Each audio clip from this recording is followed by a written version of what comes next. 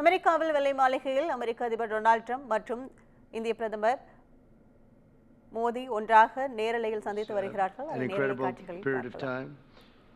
There is truly a special bond between the United States and India, and the world's oldest democracy and the world's largest democracy, and I believe the world's largest country in terms of the numbers of people. And today the Prime Minister and I are announcing a framework to strengthen those ties even further economically, and the U.S.-India Compact for the 21st century is a historic initiative that will deepen every aspect of our partnership and our friendship. Starting this year, we'll be increasing military sales to India by many billions of dollars. We're also paving the way to ultimately provide India with the F-35 stealth fighters. In 2017, my administration revived and reinvigorated the Quad security partnership. In our meeting today, the Prime Minister and I reaffirmed that strong cooperation among the United States, India, Australia, and Japan. And it's crucial, really, to maintaining peace and prosperity, tranquility, even in the Indo-Pacific.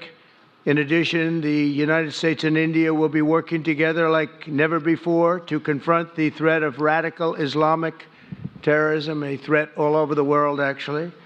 Today, I'm pleased to announce that my administration has approved the extradition of one of the plotters and one of the very evil people of the world, and having to do with the horrific 2008 Mumbai terrorist attack, to face justice in India. So he's going to be going back to India to face justice.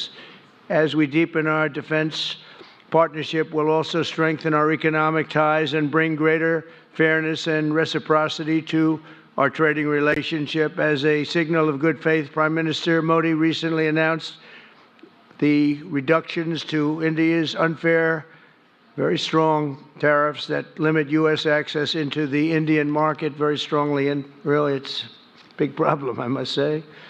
India imposes a 30 to 40 to 60 and even 70% tariff on so many of the goods, and in some cases far more than that. And as an example, a 70% tariff on U.S. cars going into India, which makes it pretty much impossible to sell those cars.